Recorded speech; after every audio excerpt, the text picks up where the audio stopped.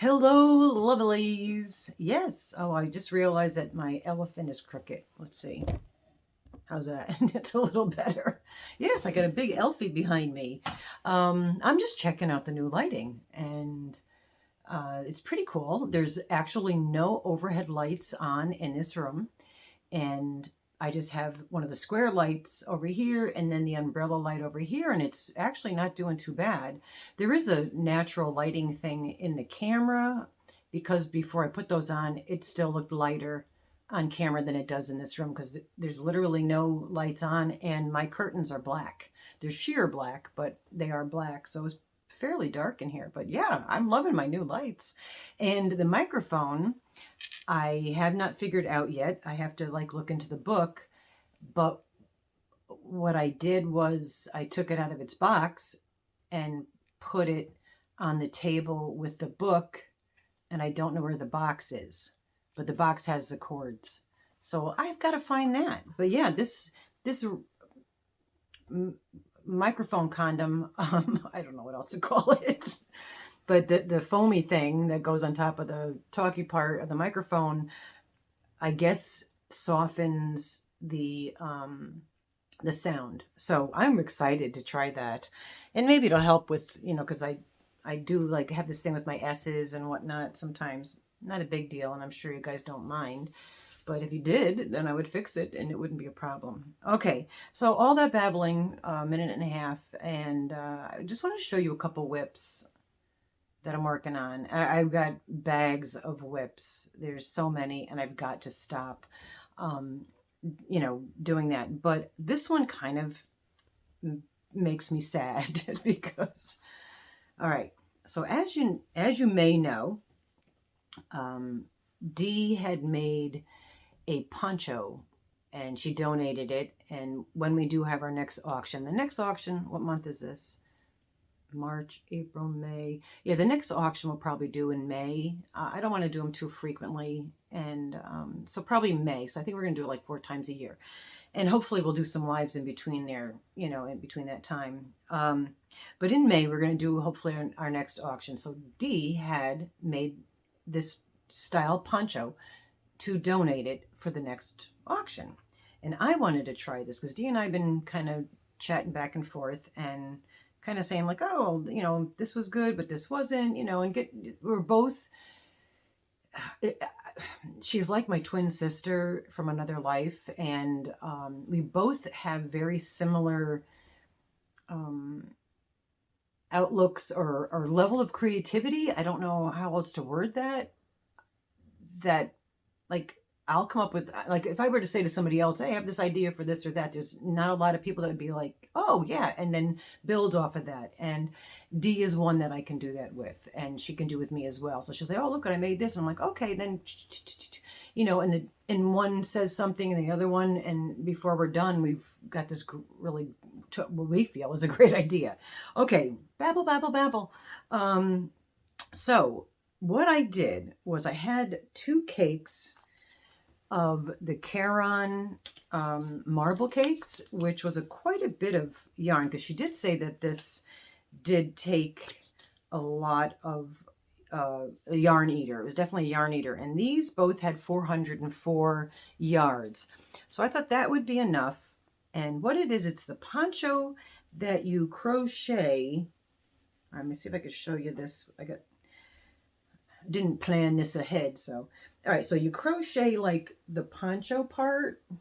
I mean, if you've seen hers, and I'm sure you have, this is folded in half, and then you have the neck area and then the other shoulder part, and then you do the mesh stitch, and then you cut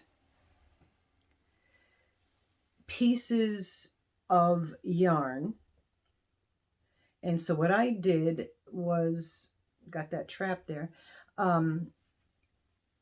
being that it was a marbled, I tried to do an order with them. If you could see here, I don't know if you could tell, but there's a light, medium, lesser, darker, whatever. So I try to put them in sections of 3, and then just tied them on here, rearranged them properly so that the colors are going to have a little bit of a sequence and routine. I don't know. That's not the right word, but it works. You know what I'm saying.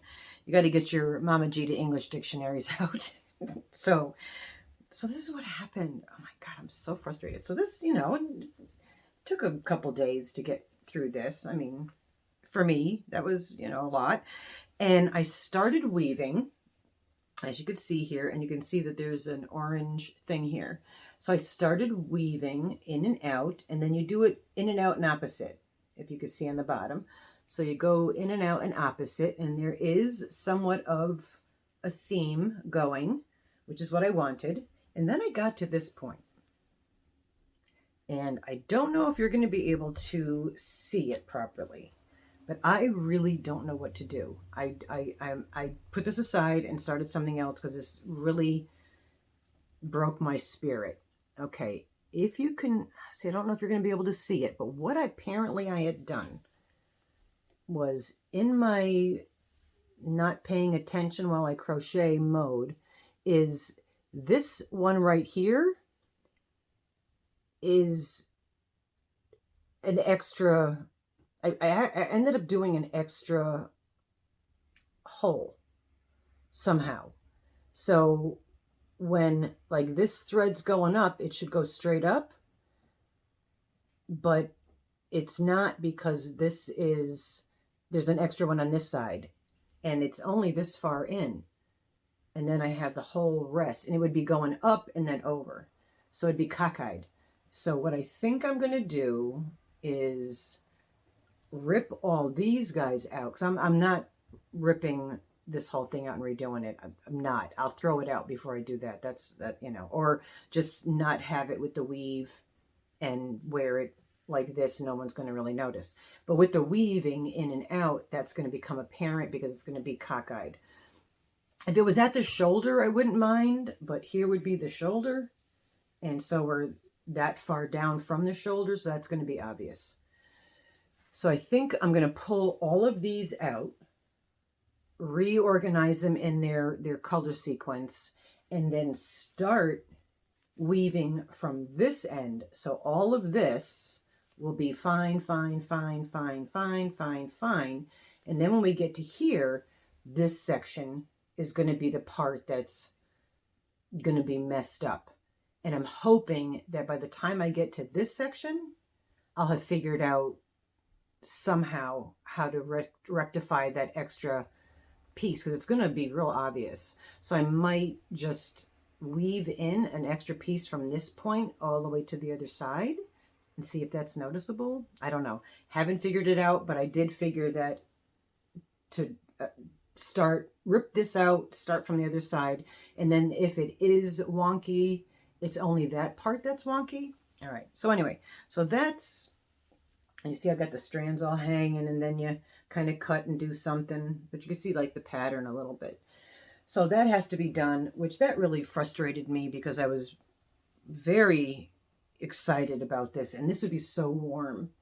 So that is on hold because, oh, put it in the box. That's on hold because I screwed it up. So then I thought, I really want to make one of these ponchos because they're so adorable, and I want to, you know, tweak it. Like Dee and I were talking about certain aspects of it that we think we could do better. And I was in my yarn room, and I'm like, looking at all the yarn.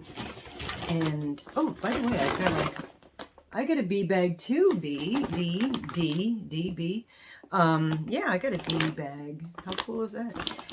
And I did have, what I do love, I do have some yarn that I don't really know. I don't really have a plan for it, but I just like it, and I want to hold on to it until I could think of something. And this yarn here, I had gotten, is it right? Oh, let's try it right side up. This yarn here, I had received in a mystery box from Nicole at fibromyalgia_yarn_resin. I'm going to tag her below. Check her out if you haven't. I got to get over there and like catch up on your videos, girl. I know I've been slacking. But anyway, in one of the wonderful mystery boxes that she makes, I had received 2 skeins of this, and it's not a lot of yardage, but I love it. Look at the beautiful colors. That's a gorgeous. And from Joe at Garden State Gardener. Again, I've been missing your Sunday nights. Actually, I'm filming this on Sunday. I won't drop it on Sunday, but hopefully I can get to your Sunday fun day tonight at 7 Eastern. He does like a wheel and you win stuff, and it's a lot of fun. We have a great time in the chat. He does interviews. Just giving him a quick plug. I'll tag you down below, Joe. Definitely check him out if you haven't, because he really is such a nice family. He is, but the whole family, his son and wife and everybody, they're wonderful people. But anyway, one of the things that I won, which it's upside down, but that's okay, is this Caron anniversary cake. But look at the colors, and then look at the colors of this, right? So I've had these sitting with one another in my craft room, and I'm like, I just don't know what to do, because they're really very obviously, like, this is a bulky 6 and this is maybe a 4 weight, a light 4 weight. So what I decided is I took those out and said, I'm going to make a poncho with these. But I only have 2 little skeins of this. So I grabbed a blue, I grabbed a golden yellow, I grabbed a green, I grabbed an orange. And yeah, sorry, these colors, the yarns themselves, the blue is a little bit closer to a good 4. These are like more, they either are 3 or they say 4, but they're a light 4 or a skinny 4. All right, so I grabbed those colors, and then in my little graph book, this is where I do a lot of the designing. I just kind of was designing some different things on there. Like I did the poncho and I wrote little notes. And then I did a color graph as to how I was going to put the colors. And what's on this next page? Oh, it's me rewriting the color graph, because I ended up visualizing how many rows I would need to make it long enough, and then actually doing how many rows I need to make it long enough were different. So I had to add on to what I designed into the reality of what's happening. So, and a little shout out to my girl, Tank. Tank, I know, I'm doing all my Sophie's blankets, which have been sitting for like 2 weeks now. I haven't touched them. I haven't looked at the book. I haven't looked at a video. I'll get to them. I think I'm going to just make one and leave the other 2 there for now, and just go through one because there's somebody I want to give that to, and then go back and do the other 2 and maybe start a new one, but be more color controlling. But anyway, this I had gotten from our friend Tank, and she made the little thing on the bottom, and it's a 4.5. So I'm doing the Sophies with this, and I decided to do my poncho with this as well. So, and I have a lot of other hooks, but I don't know. I like using my Tanky hook.